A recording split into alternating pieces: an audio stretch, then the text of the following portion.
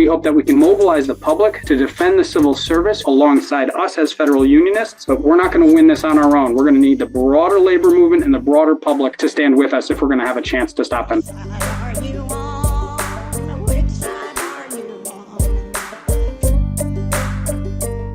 We have on the line now Chris Dols. Chris Dols is the president of the International Federation of Professional and Technical Engineers, IFPTE, Local 98 in New York, representing Corps of Engineers employees. He is also, of course, himself a Corps of Engineer employee, although he is not representing the agency, and he is only speaking in his personal capacity. He is also steering committee for the Federal Unionists Network. Chris, welcome back to the program. It's great to have you. Thanks, Jake. It's always great to be with you. Really appreciate you making the time. You have been incredibly busy. You have been making the rounds, as our thumbnail on today's show indicates. You've been on MSNBC. You've been on CNN. You went on Hassan Piker's stream. I don't know if you've been. You were on Democracy Now! I mean, you've really been making the rounds in the last week, generally talking about the attack on federal workers, but also promoting the Federal Unionist Network's first nationwide day of action. So I guess for our audience, can you give us just a general overview of the message that you have been taking to the country over the last week? Your listeners know the attack on the federal workforce is not really about the federal workforce. It's not really about government efficiency. It's really about remaking the civil service, eliminating large parts of the civil service in the image of the billionaire class, right? They want to see all the worst aspects of small government, so deregulation, privatization. They want to eliminate all kinds of safety net programs that kind of raise the bar, whether it's minimum wage policies or it's the types of regulations that keep our communities safe to live in and the air safe to breathe and the food safe to eat. They want to eliminate all kinds of the safety net protections that the civil service provides, while at the same time implementing the worst aspects of big government, its repressive apparatus, its capacity to deport the weakest people in our society, those who have the fewest rights, undocumented immigrants. They're really combining the worst aspects of large government and small government. That's their vision. That's what this is really about. It's not about government efficiency. If they wanted the government to be more efficient, if they wanted Congress's mandate to be implemented more efficiently, because God knows, I think we should be more efficient at regulating businesses like Elon Musk's. We should be more effective at stopping predatory lenders the way that the Consumer Financial Protection Bureau was set up to do. The EPA should be more resourced to protect the quality of our air and water and our environment. But that's not what this is about. This is an attack on government services to immiserate the population and make it easier to be a billionaire in this country and harder to be a worker, because that makes us more exploitable. So it's actually a very simple project that they have afoot, and it's our job to pivot the narrative that I think the media has been attracted to, which is government workers as just victims of this. Sure, of course, government workers are facing, mass terminations and an erosion of our labor protections, and the programs and agencies that we've committed ourselves to are being, shuttered in some cases, significantly curtailed. But the real narrative isn't about like what might happen to me and my family. I appreciate the solidarity when that comes, but it's really about the broader services. And that's why the National Day of Action was themed around SOS, Save Our Services. It's a beacon call. It's a distress signal from the federal workforce to the broader public that this is not just our fight, but this is about defending the entire public sphere from the vision of a handful of billionaires who are trying to remake our government and our society in their own image. And so that's the call that we're putting out from the Federal Unionist Network.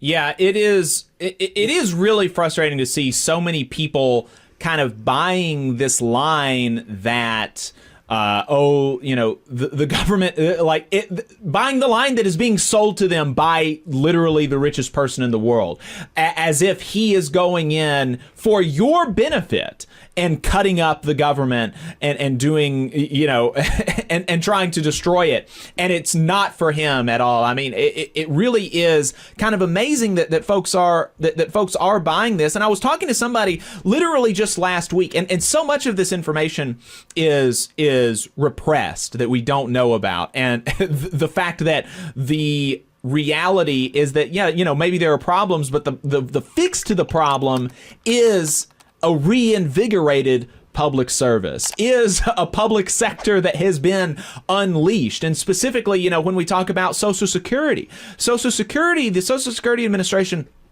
is at its lowest level in 50 years in terms of staffing. And they always talk about, it's going to go bankrupt in 5 years or 10 years or whatever. I told somebody this the other week, and I've been in circles that this fact has been going around long enough that I thought that everybody knew this, but this person, twice my age, had never heard this. And that is the reality that if you that there is a cap on Social Security taxes, right? That you don't pay any Social Security taxes after like $160,000. So a multi-billionaire, somebody who's making tens, hundreds, billions of dollars a year, pays the same absolute value into Social Security that somebody who makes $160,000 does. If you remove that cap, you fully fund Social Security for 75 years while also being able to expand benefits across the board. They had never heard that. And so it's like clear when you understand, the reality of the situation is that, the problems with inefficiencies in the government come from allowing people like Elon Musk to hoard all this wealth and to get away with being unregulated and exploiting so many people in our economy.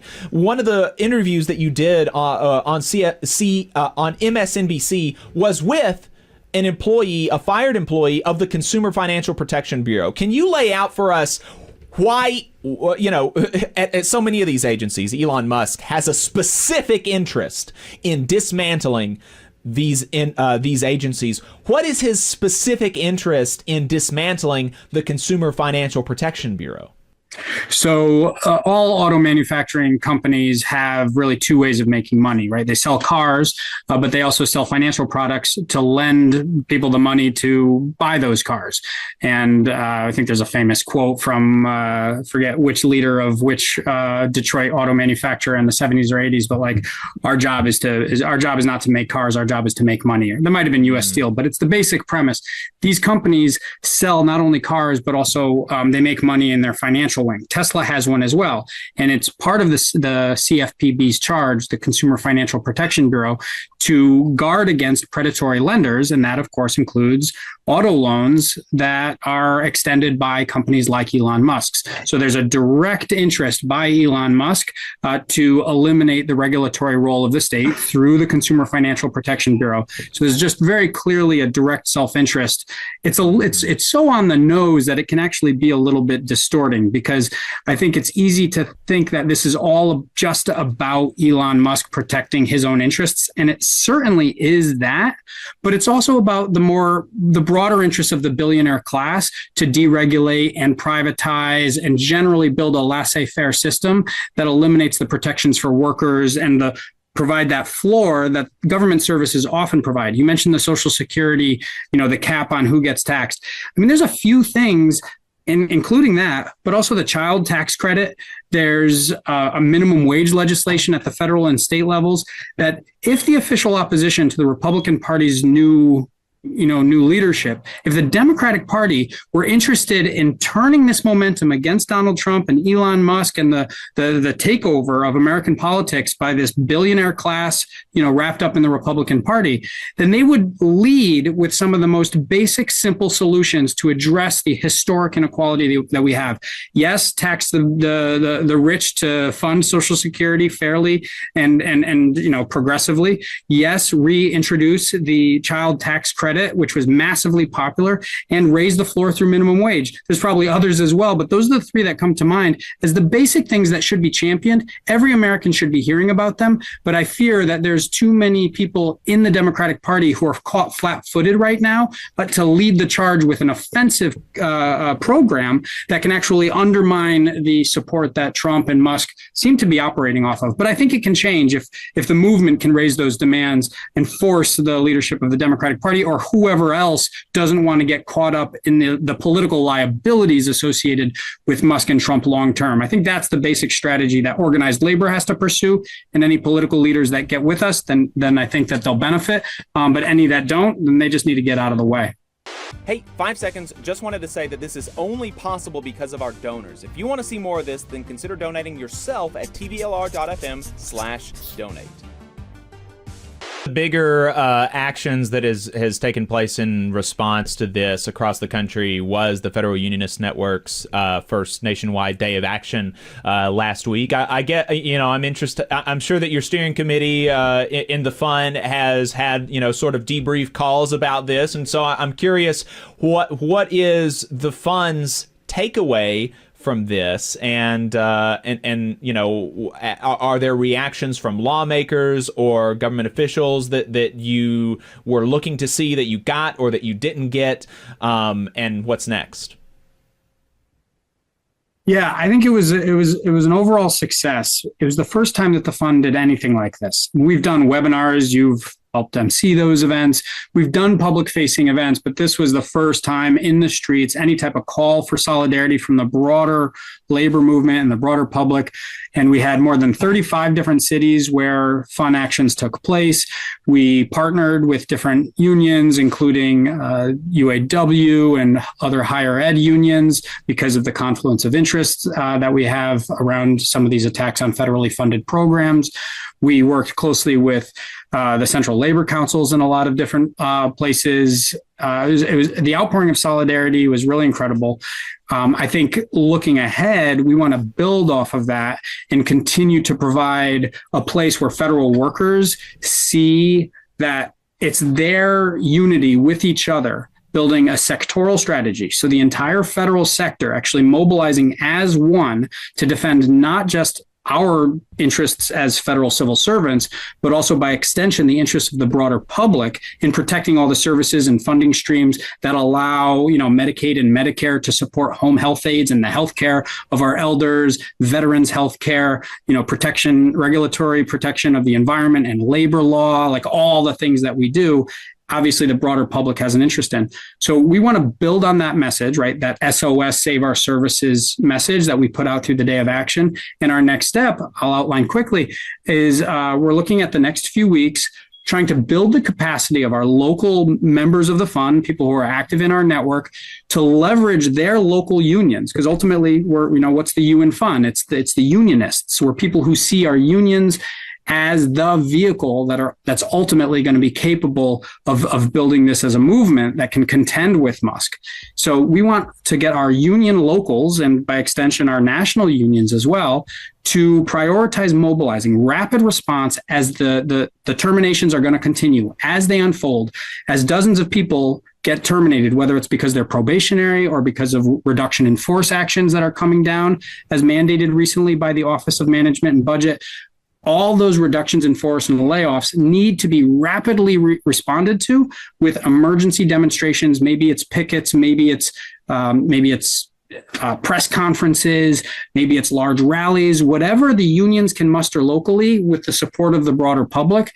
We're calling it the Let Us Work campaign. We dispute the legality of these layoffs. We contend that this is the executive branch undermining Congress's power of the purse because they mandated that these programs be implemented, and they're gutting the agency's ability to actually execute those programs. And so we, as the workers who do that work, want to protect any of ourselves and our coworkers who get terminated and call out the broader public to support us as those things happen. So it's called the Let Us Work campaign. We're actively training and developing toolkits for local unionists to develop those rapid response capabilities. And then as they hit city after city and agency after agency, we hope that we can build an escalating campaign to mobilize the public to defend the civil service alongside us as federal unionists. But we're not going to win this on our own. We're going to need the broader labor movement and the broader public to stand with us if we're going to have a chance to stop them. So that's what we're planning next. Well, I'm excited to see how it develops, and excited to participate in it here in Huntsville and North Alabama. We've got some town halls and some rallies that we're planning, coinciding with the congressional recess, and I'm sure that we'll try to link it up with what y'all are doing nationwide as well. So really excited for you to for this work to continue. I'm curious about the media blitz part of it as its own thing. Not only were you on a lot of these news channels, but so were other people in the fun. MT Snyder, an NLRB attorney, was on CNN as well, and some others. There was an AFGE member who worked at the VA who was on, I think, CNN or NBC, something like that. And so there was a lot of people that y'all put in front of the media. And so, whether as you personally or from a network perspective, I'm interested in takeaways from, really kind of having the eyes and ears of the nation for the last week.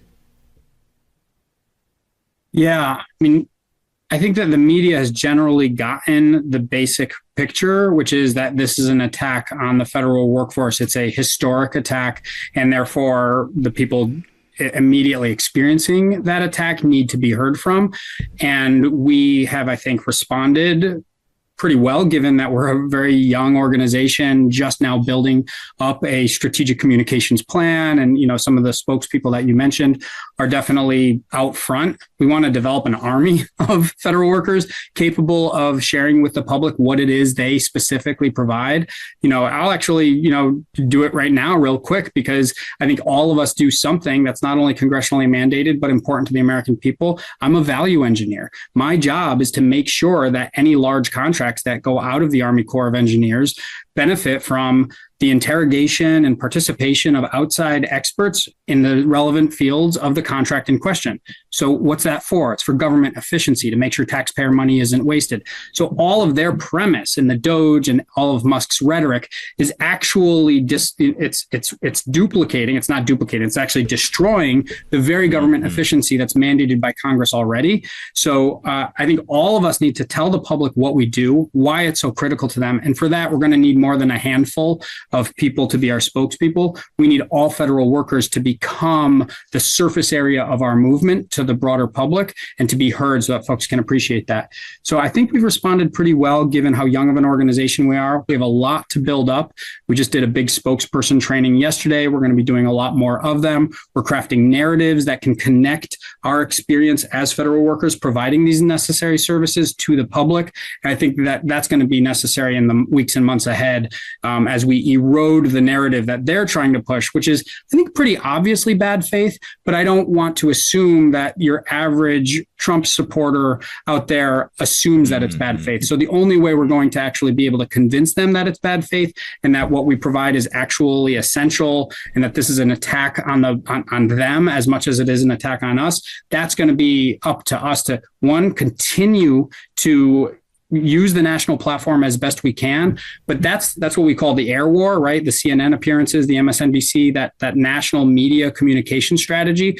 The air war will continue, but we will not win just through an air war. We need an organizing ground game that's capable of giving expression to those, to orders of magnitude more federal workers to go out into their communities, into their congregations, into their school boards, into their neighborhoods, everywhere that federal workers live needs to hear what's so important about what we do. So our communication strategy that you're highlighting and asking about, I think, has been necessary, but it's just the beginning. We're going to have to train an army of people to speak publicly about what they do, something that federal workers aren't traditionally encouraged to do. But now is the time, because if we don't, then I think they'll get away with dominating the narrative in the months ahead, and it's going to take years to clean up the mess that they've made.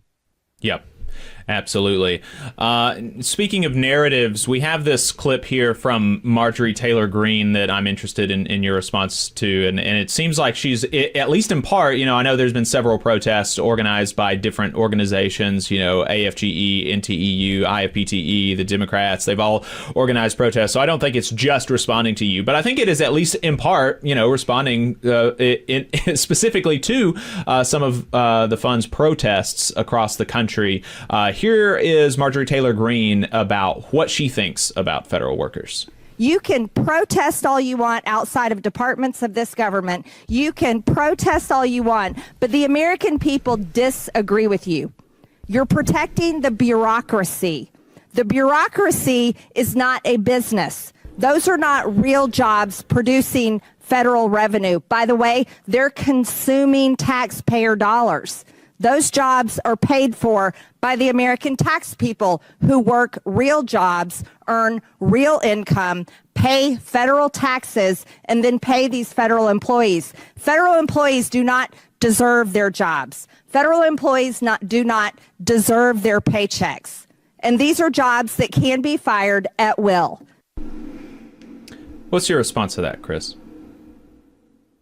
I like how she calls us tax people. We're all just tax people. these like the notion that the government, and let's remember, what does the government do? What do all these bureaucrats do? What do? I estimate the cost of civil works projects, flood walls, levees, storm surge barriers, to make sure that the private sector who winds up building those things doesn't fleece the taxpayer. So who's actually looking out for the tax people, as she says? Think about what they do in the EPA. I think Jon Stewart did it really well. Like the notion that the guy who makes sure that the fecal matter content in your drinking water isn't too high, the idea that that's an unnecessary position. We're literally the people who make sure that all the laws that were passed are carried through. I mean, there's nothing, this is a point I made on Democracy Now! There's nothing we do that's not mandated by Congress. So even if you don't like what it is that we do, we're doing it because it's mandated by Congress. And historically, previous presidents have carried out their executive duty to implement the laws passed by Congress. I think, you got to be able to read between the lines. When a con artist like Trump or Musk or Greene gets in front of you and tells you that the selfless people who work our butts off and generally are way understaffed. I don't know a single agency that's so comfortably staffed that people can loaf. Like we're all working way more than we should be. In fact, there's a ton of inefficiencies associated with the demand for overtime because we're understaffed. Like if you actually want to make the government more efficient, you probably have to staff up because right now there's all kinds of extra taxpayer people money that's going towards making the services work, at least historically. I mean, now they're just throwing it all out. But what's Marjorie Taylor Greene and Musk's and Trump's actual goal here? I mean, these are billionaires. She's not a billionaire. She's a millionaire, but she's a wannabe billionaire who wants to make the entire government subject to speculation. They want to make everything that we do something that's exposed to for-profit contracting. They want to turn the Army Corps of Engineers, my agency, into a contractor-only company where maybe there's a handful of government bureaucrats responsible for shoveling taxpayer funds to private sector folks to do everything we do already, but more expensively because now there's a profit motive and there's probably a monopoly market there in the first place. Like there's so many inefficiencies associated with their vision. It gives a lie to the efficiency narrative. But the real thing here is that these are people who don't see the role of government in protecting the basic interests. These are folks who, if they ran your town, would privatize the fire department. Right. Think very locally and concretely about what a government service done not for profit does currently, and think about how that service might be distorted if suddenly the profit motive were introduced to it. That's these people's vision for our future, for our society, and they're liars. I mean, the government is the smallest it's ever been as a share of the overall economy. They're liars, and we have to begin to help people better understand how these are con artists. Yep. Chris Dols, president of IFPTE Local 98 at the Corps of Engineers in New York, also on the steering committee for the Federal Unionists Network. Where can people find more about your Let Us Work campaigns, and particularly for federal workers? Where can they get plugged in? So everybody can go to the same site, which is go.savepublicservices.com. That'll redirect you to our current action network sign up, which if you're a federal worker, there'll be a box to check. Make sure to check that. And you'll probably get additional information inviting you to get deeper involved in the network. But if you're not a federal worker, don't check that box and you'll still be getting all the information. So it's go.savepublicservices.com. You'll read a little bit more about this Let Us Work campaign. We are going to be doing a launch event. It's likely to be Thursday. Sign up there and you'll get the information for it. We're hoping to have a bunch of federal workers articulate our vision for this movement, but also a number of allies. We're hoping to get, other national leaders of the labor movement, including the federal labor movement, as well as some electeds and some folks from the broader movement that we have to build together if we're going to have a chance to fight this. So that's probably going to be Thursday night, but sign up at go.savepublicservices.com to get that information. And plug in. I mean, everybody right now needs to become an organizer. And for that to happen, folks really need to get plugged in. And I think the fund is a great place, especially for federal workers. But even if you're not, it's a great place to learn how to answer our call, to do those rapid responses as the waves of terminations threaten whatever agency happens to be near you. So you can come out, meet some federal workers, and be part of the movement. All right. Thanks so much, Chris. Really appreciate it. You just saw a clip from the Valley Labor Report. We are live every Saturday morning from 9:30 a.m. till 12:30 p.m. And we pride ourselves on keeping all of our content free to everybody so that we can talk to as many working folks as possible. If you support the work that we're doing, you think that it's important, you think that it's good, then consider making a monthly contribution to the project, and you can do that on our website, tvlr.fm.